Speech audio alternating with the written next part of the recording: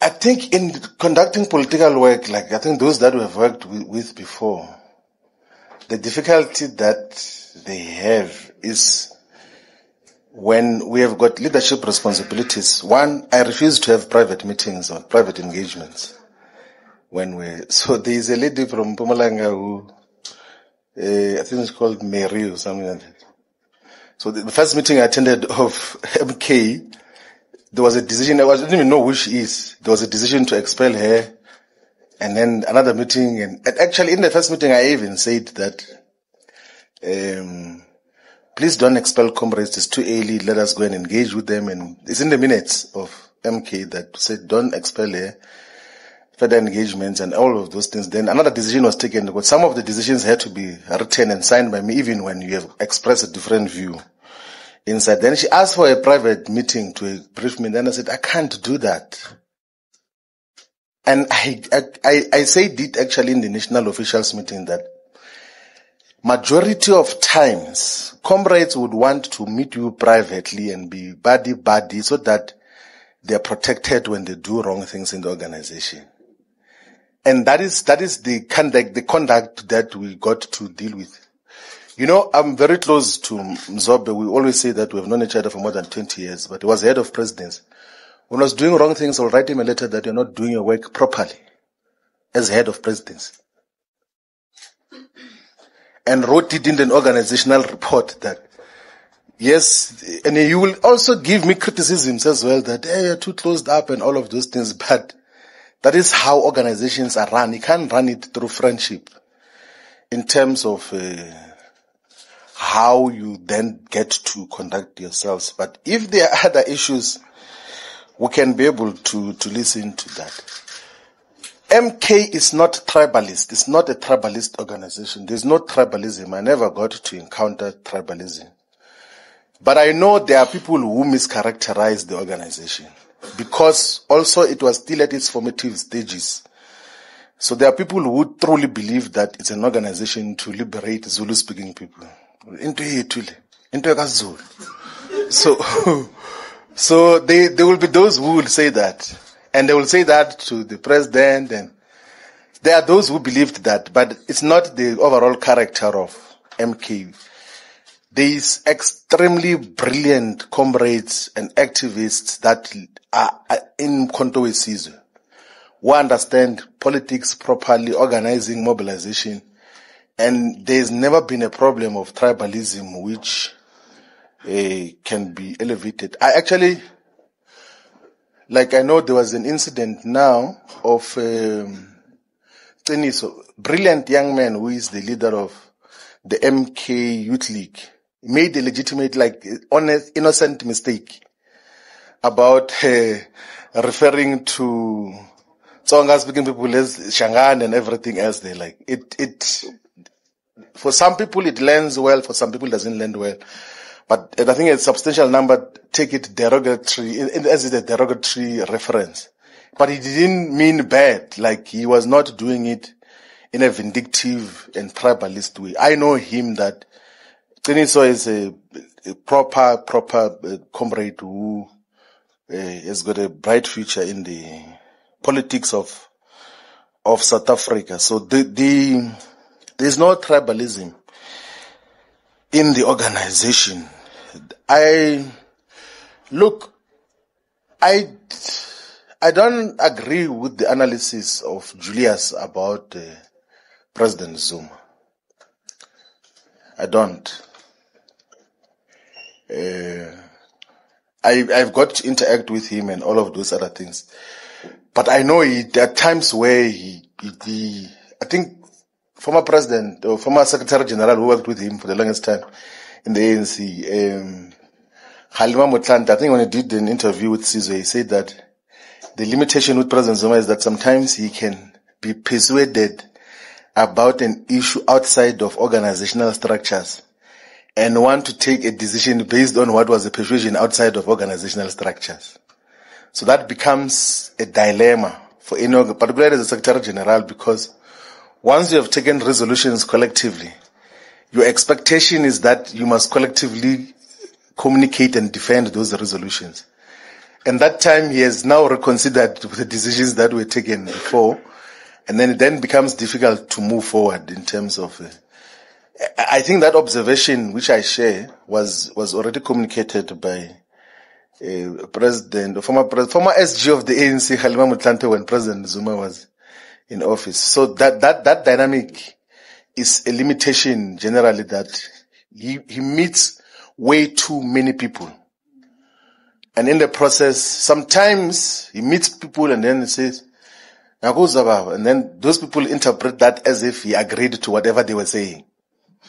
And that is the dynamic. But I don't agree at all that he uses people. He is trusted by the people of KwaZulu-Natal and by the people of South Africa. The journey we're building was to expand the message of what he stands for. And he is not opportunist in terms of how he communicates political principle.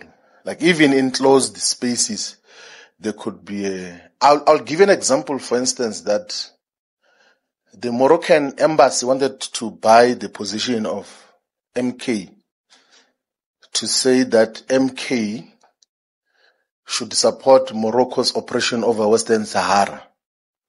And then there are those closer to him who visited Morocco, were promised money, and then they came back and said MK must agree with Morocco's oppression of Western Sahara. Then when he realizes that they won't understand this, then he called me into the meeting. Then said to the Moroccan ambassador and political secretary that we are not going to agree with you. If we are going to have engagements with the Kingdom of Morocco, we must talk to the SADR here and the Polisario Front, which is the liberation movement fighting for the liberation of Western Sahara. And then we agreed on that principled positions. I wrote a letter on the 27th of March to the Polisario Front to say that the president will engage with you before he engages with Morocco, because it's now 50 years since the oppression got to happen over Western Sahara by Morocco. And you saw what happened. Immediately we were suspended. What is that? Not suspended, that thing of redeployed. Then the Moroccan government issued a statement which is undersigned by Mkhonto we Sizwe to say that Mkhonto we Sizwe supports its oppression over Western Sahara. No meeting to discuss that, no national high command, no officials. Someone just says, and the people who did that is those who went to Morocco. Like, that is basically the whole thing. Like, there's no, and in the official record, in the minutes of the National High Command, is that President Zuma is going to mediate a discussion between Western Sahara Liberation Forces and Morocco to find a settlement. It has been going in for a very long time. But after, immediately we leave, because they couldn't do that in our presence, obviously. They couldn't. Then they saw an opportunity that, now we're going to maybe press that jukebox or to sing for us. And then and you can see that statement, which is issued in the name of MK, is written by the Moroccan embassy here in South Africa, to impose a position on MK on the basis that there will be money exchanges. And that is what happens. Also, even with this, you remember when we did a press conference, Muslim Judicial Council. So part of these scoundrels, they go to speak to the Muslim Judicial Council and say, no, please go and speak to President Zuma, say to him that he must remove the SG, and that is the only basis he will give money. And then they go there and say, and they are complaining. They say in that church of Shepherd Bushiri, there is 80 plus flags there. There's a flag of Israel as part of the flags there. I didn't even see the flag myself. They say no, because he was in a church where there's a flag of Israel. It means he's against Israel. No, it's against Palestine. And that is going to cause us problems. So you must expel him so that we can give him condolences of money. That is So there is transactional issues that also guide decisions and policy that we deal with in terms of the whole issues. I wouldn't make reference to Zondo, the judge. Like, I have no respect for Zondo, zero. And he actually made me to have much more deeper respect for President Zuma. Like, I have no respect for that nonsense of state capture inquiry nonsense that happened. I've got no regard, none whatsoever, of those. It can't be my point of reference on anything. Like, even the whole decision to get President Zuma arrested was absolute rubbish.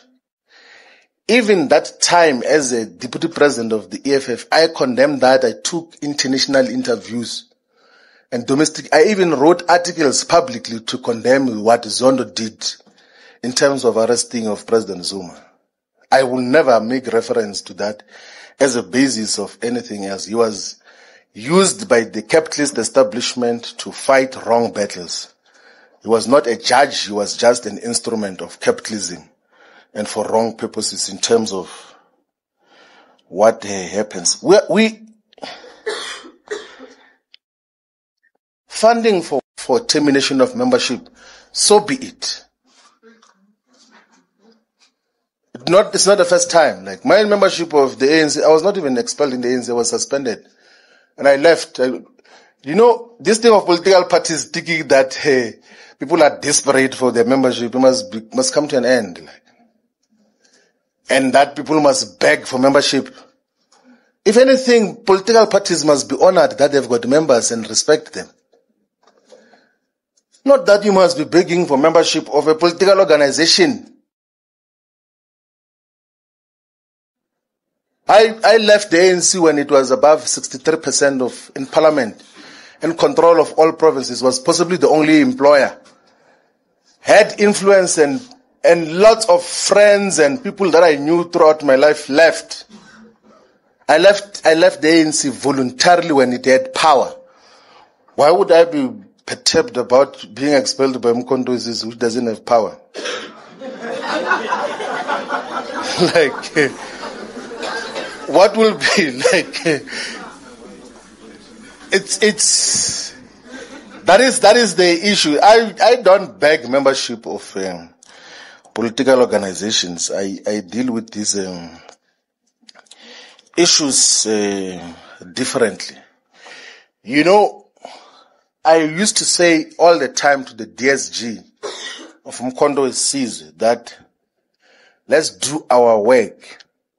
People can say whatever they want to say, they can scream and everything else. We take decisions, we implement, we go towards that are having by-elections. Before we went towards, the MK never used to win by-elections. We used to go towards to preside over volunteers, without photos, without cameras, and pay attention to every little detail, and then we started to win wards.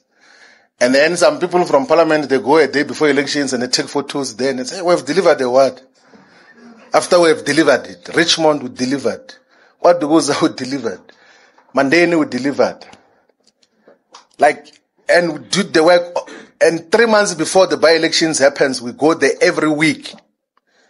And as we can't be entertaining who says what and everything else. I actually even told one of the provincial coordinators who said, hey, SJ, there are people who are talking about you here.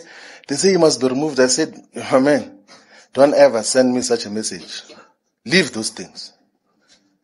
If there's a decision to remove me, they will take it, but I'm not going to be sitting down and worried about removal and everything else. That now we take decisions and then we implement what is mandated by the collective and then build an organization on what should happen. Ladies and gentlemen, the people of South Africa, thank you very much for having listened to us speak for a very long time. We will be visiting all parts of South Africa. Next week, we're going to be announcing the leadership structure that is going to be guiding the listening process, so that we then also will be announcing just where are we going to be visiting for community engagement and interactions with our people. That is how we get to be here. Thank you very much. We are availing ourselves to be at service. We are servants of the people who want to listen If the guidance is that we must form a political party, we are going to do it decisively and lead our people towards prosperity and total emancipation. Thank you very much. Sabong.